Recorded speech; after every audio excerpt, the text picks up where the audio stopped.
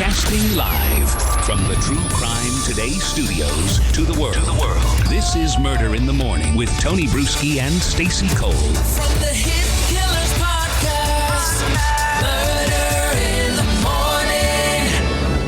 Morning. Luigi Mangione. You probably know who he is by now if you're paying attention at all. The man accused of being the UnitedHealthcare shooter of CEO Brian Thompson. He has now been extradited to New York, where he's going to face first-degree murder charges in furtherance of terrorism and additional counts of second-degree murder and weapons violations. Hey, have you seen the picture of his extradition? I saw one. It looks like a giant. It looks like something out of like a Marvel movie. Yes, I'm looking at it right now. I was just going to send it to you, but you've already seen it. So he's in his orange jumpsuit, and bear with me, there's probably 24 people behind him wearing bulletproof gear, some in SWAT gear, some with machine guns, it looks like assault rifles. And it does. In the middle is this guy in orange, and it looks like he's, like you said, in a Marvel movie, like Captain Marvel is walking forward and he's got his entourage. I don't quite understand why they did this. Because, yes, he could be a target, kind of, maybe. But honestly, of all prisoners right now, he's probably the least likely to be killed in public. Yeah, they'll hold him up out in the prison yard and do a dance around him and protect him. I wonder if that was more concern for the officers that were moving around. If they were concerned that someone was going to try to attack the officers that were moving him versus him. That's the only thing that I can think of. But it seemed very attention grabbing. And look, this is what the guy wanted. He wanted the attention, and you just gave him about the grandest perp walk I've ever seen. Yes. Yeah, that is more grand than any I've seen in years for any prisoner. Yeah. I mean, let me look at the picture one more time. They are not even holding him. He's not even being escorted. I mean, they're just walking with him. So he's not in chains. I mean, granted, he's not going to run. I mean, there's enough guys with guns there. It's not going to happen, but they're not holding him and walking him. He's just walking by himself. He's in cuffs, though, I believe. He is in cuffs, yes. But nobody's got a hand on him. Maybe the one guy behind him might have a hand on his back or around his belt. But other than that, he seems pretty loose. It's just the weirdest thing. I don't get why they did. I mean, this is all control of the authorities. Why are we doing this level of a perp walk with that much? I mean, there's fucking get him in there and nobody sees him. I think that's really the best thing, because he's he wants this. This is just, or whoever is organizing this is very much on the side of the guy that shoots people. Yeah, exactly. The other thing is there's a ton of people outside of the Blair County Courthouse with signs. It looks Karen Reedish. Yeah. And they're all wearing Luigi hats. If Nintendo only knew early, they were going to have a rush on Luigi hats this holiday season. No kidding. Mangione, who's 26, has been held in solitary confinement in the state correctional institution in Huntingdon, Pennsylvania, where officials confirmed he had limited interaction and an austere daily routine. He ate meals alone in his cell and only was left to shower. Officials did not confirm whether he ever took advantage of outdoor recreation time during his incarceration in Pennsylvania. Since his arrest, his only visitors have been his legal team, including a meeting on December 13th with his New York attorney, Karen Friedman Agnifilo. Mangiane's extradition marks a big development in this case, which is now, of course, big story. Manhattan District Attorney Alvin Bragg alleged that Mangione's actions were premeditated and intended to intimidate. On December 4th, Mangione is accused of lying in wait for nearly an hour outside a Manhattan hotel before ambushing Thompson as he walked to work. Authorities say Mangione fired suppressed 9mm handgun, shooting Thompson from behind in what Bragg described as a calculated act of terrorism. Thompson, who led the largest private health insurance company in the U.S., may have been targeted due to his prominent role in the healthcare industry. According to investigators, authorities have not ruled out federal charges against Mangione, which could escalate the legal stakes even further.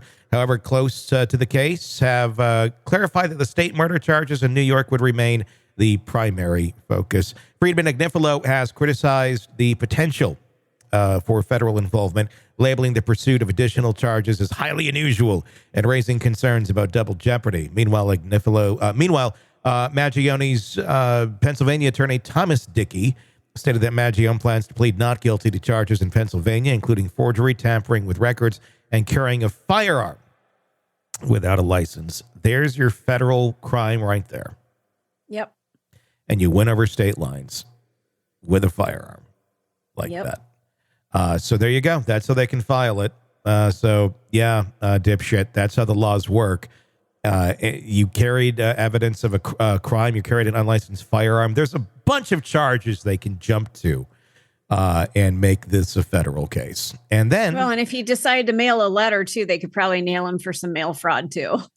And depending how much, the type of communication he was having over state lines, there's a lot that they could go after. During his incarceration in Pennsylvania, Mangione garnered vocal support from some inmates. Shortly after his arrival, detainees disputed a live News Nation broadcast. Disrupted. This was, I think, one of Ashley's best moments on television, actually. It was during Banfield, and one of the reporters for News Nation is standing outside of the prison, and Ashley is asking questions to the reporter, or asking questions, and they're watching News Nation in the prison. And then she asks a question, they shout it out, and then the reporter gives Ashley the answer. Good God. It was comedy gold, and it was reporting gold as well, I would say. That was quite an interview. New York Governor Kathy Hochul reiterated her comment to seeking justice following Mangione's arrival in the state, stating, "I'm ready to ensure that justice is served for Brian Thompson and his family." Mangione was apprehended 5 days after the murder, identified through security footage released by the FBI and NYPD. If convicted of first-degree murder as an act of terrorism, he faces life imprisonment without parole. A standard second-degree murder conviction could result in 25 years to life. We all know it's not just going to be a standard second-degree murder conviction, so he's probably going to be away for life. There's not many questions here that he did it. That's, I think, fairly established. What's going to be interesting is a jury not convicting him if they do. If you have somebody that's going to hold on and go, yeah, we know he did it, but I'm still not going to convict him. You could get that. You could get a lot of hung juries on this. Or you could get a full-out acquittal. Be very, very unlikely, but in any case where this could be a possibility, I could say this could be one of them. Well, you're going to be very hard-pressed to find a jury of his peers that haven't been pissed off at their health insurance. Yeah. It doesn't make it right, but it makes it hard to sit as a jurist and say, well, I'm going to be impartial because we've all been fucked over, to one degree or another and frustrated. I guess so. It's going to be hard. The question is, can you put that in there as a motive? Because he wasn't affected by UnitedHealthcare. He had nothing to do with this guy. So, I mean, you couldn't put like in the Delphi case, and Delphi is an extreme, but you couldn't say a thing about the Odinism or all these other things that are out there. I'm wondering if the judge would even allow that in as defense. Just his insane rantings. That ends up becoming an ideological argument to the court. It's not about innocence or guilt. You're just arguing your ideology. That's a good point. I mean, it's not like people who are on the street aren't going to know who he is, though, either. And that's the other thing is this is such a high profile case. Where are you going to find anybody? Yeah. But if you take all the ideology out of the case and you just go, he planned this murder, you just focus on the mechanics of what he did. I think that would be, because that is, he should be going away for life for what he did. That is the mechanics, the laws that were broken, everything. 1,000%. It's just going to be interesting to see how that part plays out, because there's a lot of emotions involved here that aren't necessarily logical. No, and it's going to be a long time before we see this guy, before we see a trial for him. Do any of our people think this is going to happen next year? No, I can't imagine. Yeah. No. But the big thing is going to be is if this is going to be a state trial or a federal trial or both. I think it's both. Yeah, he hasn't been charged federally yet, so no. But if he is, then he could be. Right now, it's just state charges. But I'm sure they're looking for a way to make that a thing. But I get where that could be double jeopardy too. Are you charging in the same thing federally? Like, what if? I don't know. I don't know how that would work. That's a good question for an attorney. Mm-hmm.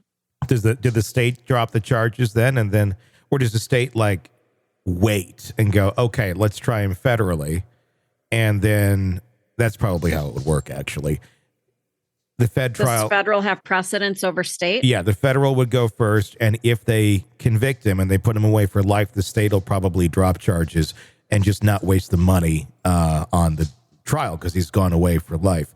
You can have it as a safety net, basically. Is that double jeopardy? I don't know. That's a question for an attorney. And I'll ask that to Bob or Eric or somebody here next week. Now this is getting complicated. It is. It's kind of stretching the law around to places where there's going to be some precedent here. Be interesting to find exactly what it is, though. You're neck deep in a dark, twisted tale, and just as the tension peaks, bam, a commercial about some miracle diet pill breaks the spell. It's like finding a fly in your soup after the first bite. But here's the fix. True Crime Today Premium Plus on Apple Podcasts. You get to enjoy your crime stories without the junk. Ad-free episodes, extended interviews that go beyond the surface, and early access to all the gruesome details. It's like swapping out a can of cheap beer for a glass of fine whiskey. So search for True Crime Today Premium Plus on Apple Podcasts. Subscribe and keep the darkness flowing uninterrupted.